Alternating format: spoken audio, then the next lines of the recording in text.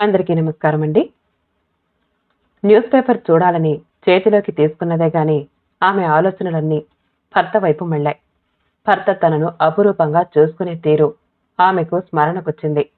సింధు, అస్తమానం ఎందుకు అలా పనిచేస్తూ ఉంటావు? కాసేపు విశ్రాంతి తీసుకోకూడదు? సింధు, ఈరోజు అస్సలు ఫ్రూట్ జ్యూస్ తీసుకోలేదు కదూ? అలా అయితే ఎలా చెప్పు? ఆరోగ్యం పాడవదు? సింధు, నీకిష్టమని నేతి హలవా తీసుకొచ్చాను. ఆలోచనల్లో నిమగ్నమైన సింధూర ల్యాండ్ ఫోన్ శబ్దానికి ఒక్కసారిగా ఉలిక్కిపడింది. వడివడిగా వెళ్లి ఫోన్ రిసీవ్ చేసుకుంది. హలో సింధు, నేను కరుణ్ని మాట్లాడుతున్నాను. నా ఫ్రెండ్ ఈశ్వర్ ఏదో ఇంటర్వ్యూ పని మీద హైదరాబాద్ వచ్చాడట. ఇప్పుడే ఫోన్ చేసి చెప్పాడు. 1 గంటలో మన ఇంటికి వస్తాడు. అతనికి కూడా లంచ్ ఏర్పాటు చేయి అంటూ ఫోన్ డిస్కనెక్ట్ చేశాడు కరుణ్. తన భర్త కరుణ్ తనను ఎంతో ప్రేమగా చూసుకుంటాడు. మాటలతో గాని చేతలతో గాని తననెప్పుడూ హర్ట్ చేయడు. ఎంతో విశాల హృదయం కలిగి ఉంటాడు. మంచి హ్యూమన్ రిలేషన్స్ మెయింటైన్ చేస్తాడు. అందరితోనూ ఆప్యాయంగా మాట్లాడతాడు. మచ్చుకైనా మచ్చలేనివాడు. అవినీతి, లంచగొండితనాన్ని అసహించుకుంటాడు. ఇన్ని మంచి లక్షణాలున్న తన భర్త తన నుండి కట్నం కోరాడు. తన తండ్రి ఒక ప్రైవేట్ కంపెనీలో గుమాస్తా.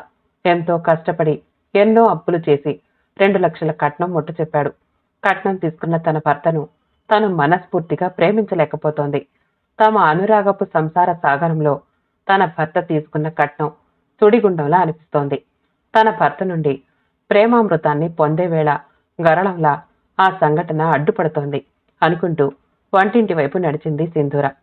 భర్త మనస్తత్వాన్ని అంచనా వేసుకుంటూ వంట పూర్తి చేసింది సింధూర. అలా వంట పూర్తి చేసిందో లేదో ఇలా కాలింగ్ బెల్ మోగింది. ఆ వచ్చింది గెస్ట్ అయి ఉంటుంది అనుకుంటూ డోర్ తెరిచింది. సింధూర ఎదురుగా ఓ అపరిచిత వ్యక్తి. అతనే ఈశ్వర్ అని గ్రహించింది సింధూర. మీరు ఈశ్వర్ కదూ? చిరునవ్వుతో ప్రశ్నించింది. అవునండి. మీరు కరుణ్ వైఫ్ సింధూర కదూ? అవును. నా పేరు మీకెలా తెలిసింది? ఆశ్చర్యాన్ని వ్యక్తం చేసింది సింధూర.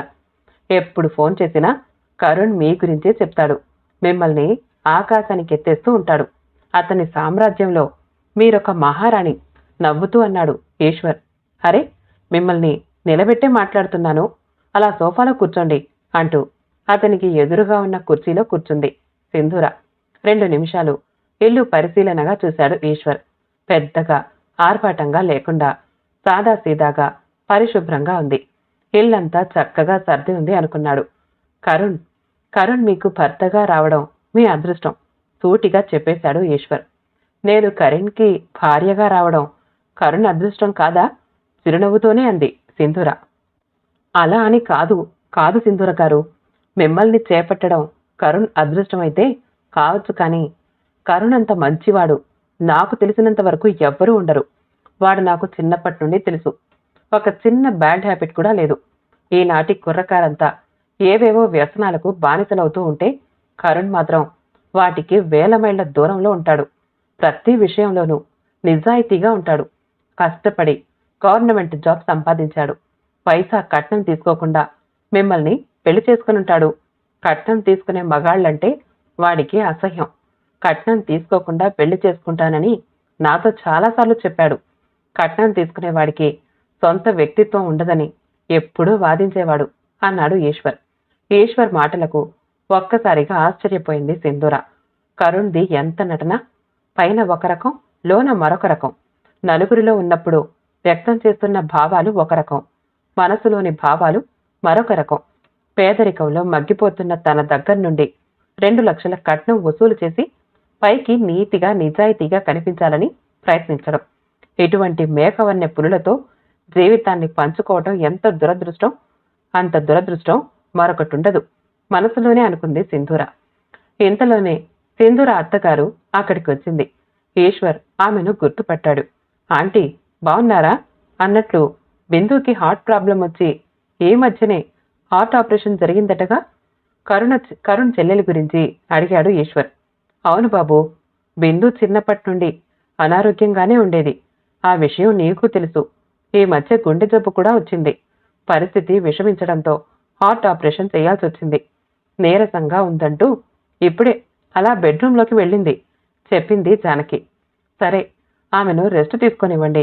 కరుణ్ వచ్చిన తర్వాత పలకరిస్తాను అన్నాడు ఈశ్వర్. జానకి, ఈశ్వర్ కబుర్లలో పడ్డారు. సింధూర ఏవేవో ఆలోచనలతో నిమగ్నమైపోయింది. అరగంట తర్వాత కరుణ్ ఆఫీస్ నుండి వచ్చాడు. వచ్చి రావడంతోనే ఈశ్వర్ని ఆప్యాయంగా పలకరించాడు. కరుణ్, నీ జాబ్ ఎలా ఉంది? మీ ఆఫీసర్ మంచివాడేనా అడిగాడు ఈశ్వర్. ఈశ్వర్, మా ఆఫీసర్ చాలా మంచివాడు. నన్ను ఒక క్లర్క్లా కాకుండా తన కొలీగ్లానే చూస్తాడు అంటూ తన ఆఫీస్ విశేషాలు వివరించాడు కరుణ్. మరో 10 నిమిషాల తర్వాత అందరూ లంచ్కి ఉపక్రమించారు. ఈశ్వర్ బిందుని మనసారా పలకరించాడు. చిన్న వయసులో ఆమెకు హార్ట్ ఆపరేషన్ అయినందుకు చాలా బాధపడ్డాడు. ఆ రోజు సాయంత్రం ఈశ్వర్ వెళ్ళిపోయాడు. ఈశ్వర్ వచ్చి వెళ్లిన దగ్గర నుండే సింధూర కరుణ్తో ఫ్రీగా ఉండలేకపోతోంది. ఆఫీస్ వర్క్తో బిజీగా ఉన్న కరుణ్ సింధూర మనస్తాపాన్ని గ్రహించలేకపోయాడు. ఆ రోజు సింధూరకు విపరీతంగా జ్వరం వచ్చింది. సింధూర లేవలేని పరిస్థితిలో నిస్సహాయంగా బెడ్పై వాలిపోయింది. సింధూరను గమనించాడు కరుణ్. సింధు, ఏమిటి అలా ఉన్నావే? ఒంట్లో బాగుండలేదా అంటూ ఆమె నుదుటిపై చేయి వేశాడు.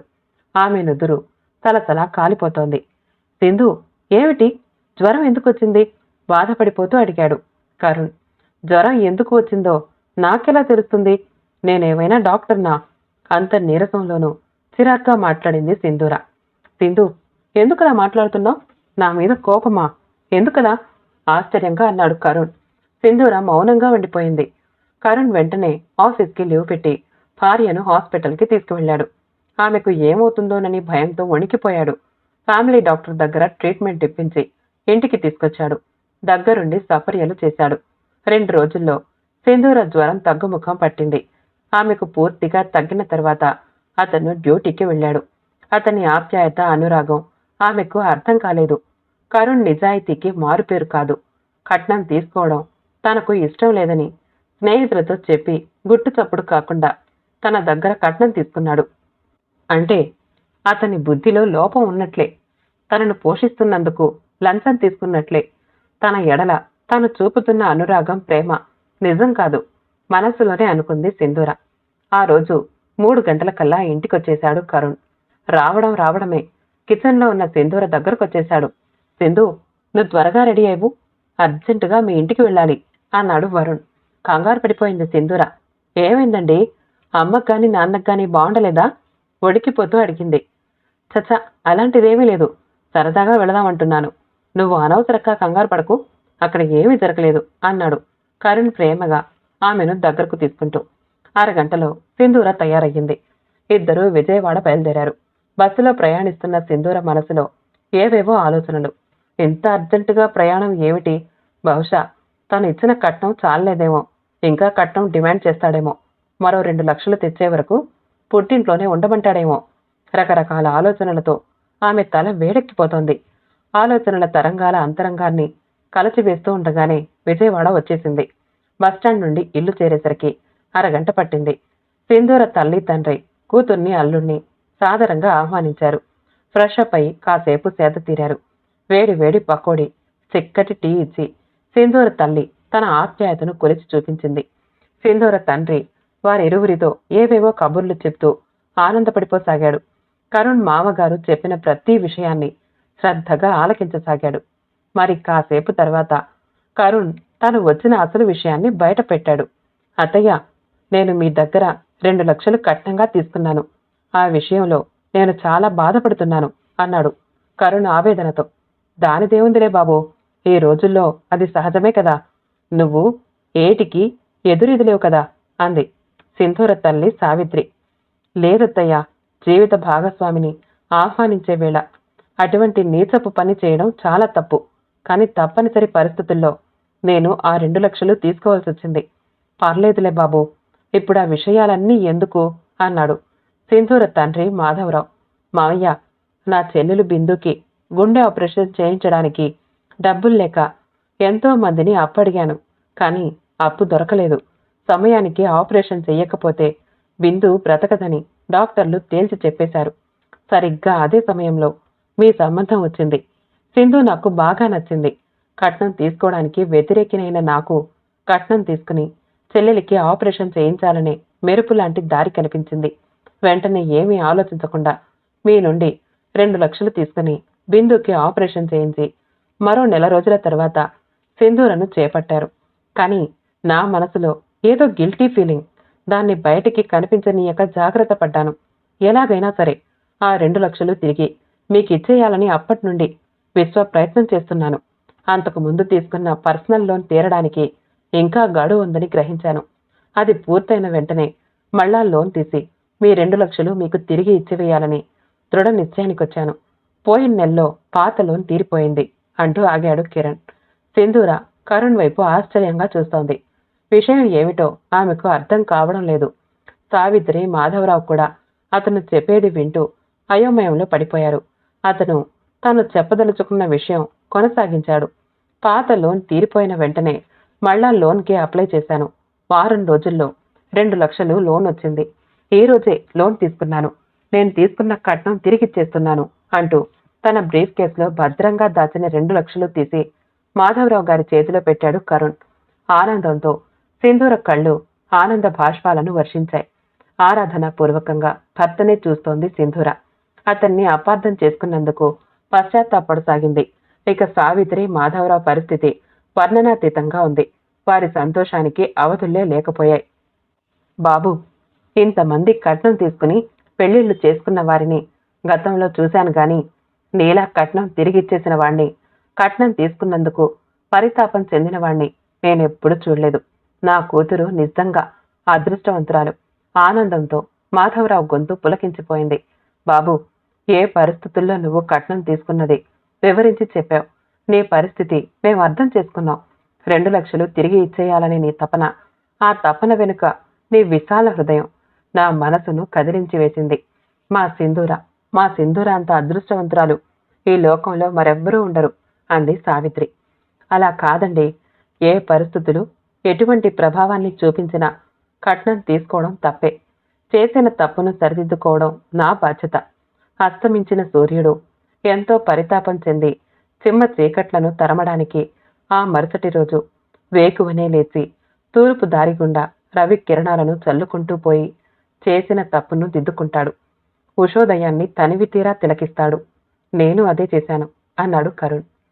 శుభం. కథ సమాప్తమండి. కథ నచ్చితే మా ఛానల్ని లైక్ చేయండి, షేర్ చేయండి, సబ్స్క్రైబ్ చేసుకోండి. మళ్ళీ కలుద్దాం ఇంకో మంచి కథతో.